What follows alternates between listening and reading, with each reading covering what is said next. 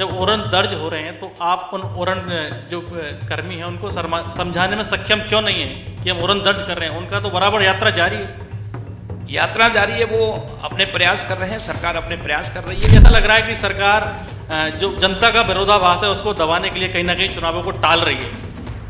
पंचायती राज को लेकर के सरकार जब बैकफुट लग रही है तो आप कह रहे हैं सरकार तो फ्रंट फुट पर ही है। यात्राओं में काफ़ी चर्चाओं में रहते हैं आप, आपकी बहरीन की यात्रा या और तरह की नेताओं के साथ यात्रा। मदन जी राजमथाई जो कि भारतीय जनता पार्टी के पोखरण विधानसभा क्षेत्र के, वैसे तो पूरे जिले के लेकिन खासकर पोखरण विधानसभा के काफ़ी कद्दावर नेता हैं और अपनी विदेश यात्राओं को लेकर के काफ़ी चर्चा में रहते हैं। तो सर बहुत बहुत स्वागत है आपका। मदन जी, जो ज्वलंत मुद्दे हैं विधानसभा के उन्हीं पे बात कर लेते हैं। पहला मुद्दा ओरन। आपकी पार्टी की सरकार है, प्रयास कर रही है हालांकि आपकी सरकार, लेकिन सदन में कहीं ना कहीं आपकी पार्टी के विधायक छोटू सिंह जी विवश नजर आते हैं। सरकार से गुजारिशें कर रहे हैं, साहब कंपनियों को जमीनें दी जा रही हैं, आम लोगों की जमीनें ली जा रही है। तो क्या आपका क्या विचार है इस पर? ओरन होनी चाहिए, निश्चित ही होनी चाहिए, हम सब ये चाहते हैं। और आदरणीय छोटू सिंह ने प्रयास भी किए, काफ़ी ओरन हो भी गई है। आपने भी सुना होगा अभी 8,000 बीघा का ऑर्डर आया, उससे पहले 30,000 का आया। और यहाँ बैठा हुआ कोई व्यक्ति नहीं चाहता होगा कि ओरन दर्ज नहीं हो। छोटू सिंह जी भी प्रयास रहता है, समय लगता है, सरकारी प्रक्रियाओं के कारण लेट होती है। मैं इसी जैसलमेर की दिव्य धरा पर यहाँ बैठ करके चैलेंज के साथ कहता हूँ, जल्दी ही जितनी ओरन के योद्धा पैदल चल रहे उनकी मांग के तहत पूरी की पूरी ओरन दर्ज होगी, क्योंकि ओरन ही जैसलमेर की लाइफ लाइन है। ये जैसलमेर उन भौगोलिक विषम परिस्थितियों का जिला जहाँ ओरन पर आधारित ही हमारा जीवन चलता था। हम पशुधन पर आधारित थे, हम उसी पशुधन के लिए हमारे लोगों ने यहाँ पर, आपने, मैं कई बार कहता हूँ, बतलाया माथा बोलिया हाथों खांडा ले धड़ जूझा।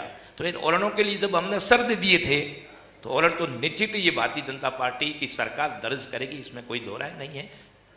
जब ओरन दर्ज हो रहे हैं तो आप उन ओरन जो कर्मी हैं उनको समझाने में सक्षम क्यों नहीं है कि हम ओरन दर्ज कर रहे हैं? उनका तो बराबर यात्रा जारी है। यात्रा जारी है, वो अपने प्रयास कर रहे हैं, सरकार अपने प्रयास कर रही है। कुछ ऐसी कानूनी अड़चनें भी होगी जिनके कारण समय लग रहा है और निश्चित ही दर्ज होगी, इसमें कोई दो राय नहीं। सरकार कभी नहीं चाहती है कि ओरन की भूमि पर किसी तरह के कब्जे हो या किसी तरह की कोई लोग इस पर गलत तरीके से उपयोग करें, क्योंकि जैसलमेर में कंपनियों का जिस तरह का बोलबाला, हम भी चाहते हैं कि ये कंपनियां जिस तरह बढ़ती जा रही है, आदरणीय रूपाराम जी कह रहे थे कि हमारे जैसे नेताओं ने, तो हो सकता है कि उस समय की क्या परिस्थितियां रही है, पर अब जो उनकी कुछ उपलब्धि है इस वजह से वो कह रहे थे, उन्होंने कुछ दर्ज करवाया था। उनकी उपलब्धि है, मैंने भी पढ़ा था, पर उनकी सरकार ने सबसे ज्यादा ओरन किसी ने दिए तो पिछले कांग्रेस के कार्यकाल में। उनका दावा ये भी है कि आपने जो ओरन करवाई है वो फाइलें उनके टाइम पे भेजी हुई थी। फाइलें भेजी हुई थी तो उनको किसी ने रोका नहीं करने से, वो उसी सरकार चली गई थी ना उनकी। सरकार चली गई तो समय से पहले भेज देते तो हो जाती, पर वो उसमें क्या अड़चने रही मैं उसमें नहीं जाना चाहता हूं। पर सबसे ज्यादा ओरन किसी ने कंपनियों ने दी है, तो आप रिकॉर्ड उठा के देख लेना कौन सी सरकार ने दी है। और रूपाराम जी ने ओरन करवाई, वो पूरा जिला जानता है। और अब छोटू सिंह जी के, आदरणीय महंत प्रतापपुरी जी के प्रयासों से ओरन हो रही है, 2 बार दर्ज हो गई। मैं अभी, आपने वहाँ दिद्दू की ओरन का सुना होगा, उससे पहले दर्ज होगी 8,000, अभी हाबुर की हो गई। तो निश्चित ही जो ओरन की आवाज़ पूरे राजस्थान में गूंज रही है वो सरकार के जेहन में है और जल्द ही कानूनी अड़चनों को दूर करते हुए जैसलमेर के लोगों को ये सौगात मिलेगी, ओरन दर्ज होगी।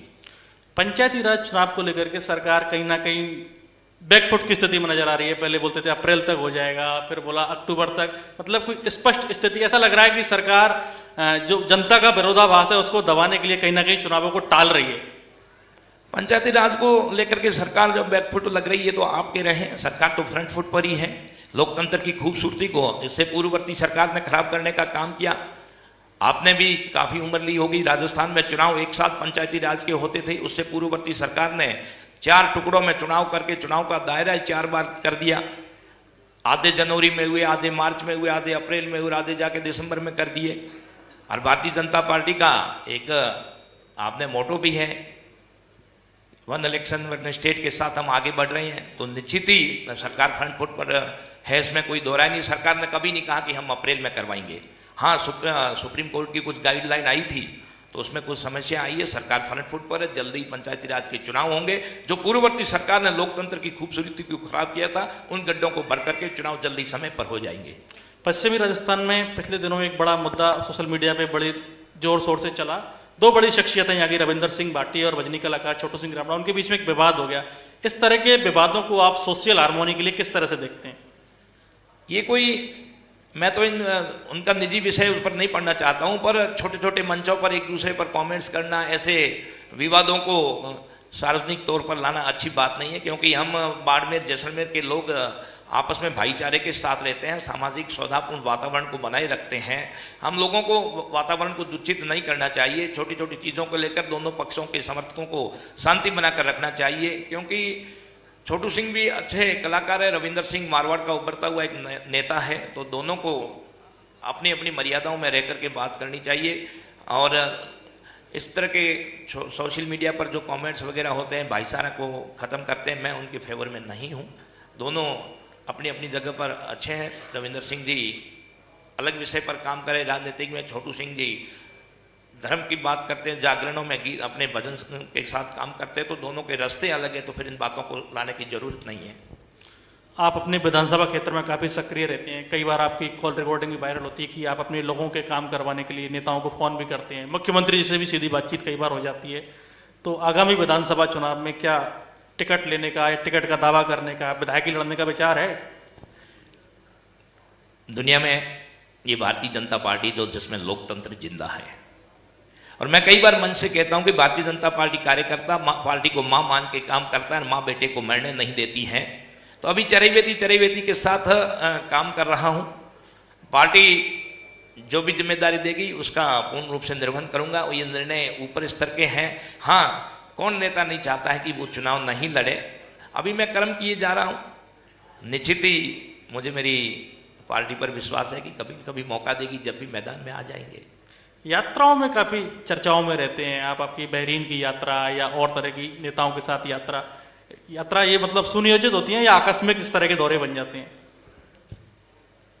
मेरा तो कोई सुनियोजित तो होती नहीं है। कहीं से फोन आ जाता है कि आज वह कार्यक्रम है, आप लोगों को वहाँ चलना है, तो वो कार्यक्रम तय हो जाता है, उनके साथ चले जाते हैं, उस कार्यक्रम को अटेंड करने के लिए आ जाते हैं। यात्राएं कोई मेरी तो है नहीं कि मैं विदेश जाऊँ, ऐसा मैं कोई हूँ नहीं। मैं तो एक सामान्य किसान का बेटा हूँ जो विदेश की यात्राएं कर सकूँ। ये यात्राएं तो वहीं के लोग जो उनका स्नेह है, उनका प्यार है, जो 7 समुंदर पार बुला करके भी ऐसी यात्रा करवाते हैं और इस तरह के कार्यक्रमों में बुलाते हैं। तो धन्यवाद तो मैं उनका देना चाहूँगा जो वहाँ बैठे हुए हम लोगों को बुलाते हैं। हमारा चैनल दा बवाल पिछले 1.5 साल से आपके इलाके में काम कर रहा है। पोखरण, जैसलमेर, बाड़मेर तक हम कवरेज करते हैं। क्या आपने हमारे प्रोग्राम्स देखे हैं? कुछ सुझाव हमारे लिए आप देना चाहो कि आप कुछ इम्प्लीमेंटेशन करिए, कुछ हमारा चेटुआ हमारा लेना चाहो, कोई कमी हमारी बताना चाहो, तो ये मंच खुला है। मैं लोकतंत्र में पत्रकार को चतुर स्तंभ मानता हूँ, और जिसने लोकतंत्र में पत्रकारों को समझा है उससे अच्छा कोई नेता नहीं हो सकता है। आपके चैनल का पहला इंटरव्यू शायद ही मैंने ही दिया था, आज से ठीक 1 साल पहले, आपके वहाँ पर सर्किल पर, ऑफिस पर जी। उस दिन के बाद आपने हमेशा शोषित वंचित की आवाज़ को उठाने का काम किया। और मैं हमेशा कहता हूँ लोकतंत्र में तलवार की तीखी धार से कलम की धार होती है। आप लोकतंत्र के रक्षक होते हैं। आपके लिए मैं हमेशा कहता रहता हूं, जमी बेच देंगे, जमा बेच देंगे, वो लोग मुर्दों के तन का कफन बेच देंगे। थक गए आप जैसे कलम के सिपाही तो गद्दार हमारा हिंदुस्तान बेच देंगे, गद्दार हमारा हिंदुस्तान बेच देंगे। कलम का सिपाही अपने आप में ताकतवर होता है। आप में क्या कमियां होती जो सामने बैठकर तीखे सवालों के साथ प्रश्न करते हैं, वो उसमें कमियां नहीं होती हैं। बस आपसे निवेदन है कि मूल्य आधारित राजनीति के साथ, प्रश्नों के साथ आगे बढ़ते रहें और जैसलमेर के उन लोगों की आवाज़ बने जहां कोई आवाज़ नहीं पहुंची, उनकी आवाज़ बनकर आप खड़े रहें। बहुत शुक्रिया मदन जी समय देने के लिए और हमें आईना दिखाने के लिए। हम इस तरह से जनता से, जनहित से जुड़े हुए मुद्दे लगातार कवर करते रहेंगे। अभी के लिए समय थोड़ा कम है, इस इंटरव्यू में इतना ही। इस तरह के और रोचक इंटरव्यूज आपके बीच में आते रहेंगे। आप देख रहे हैं दा बवाल। शुक्रिया।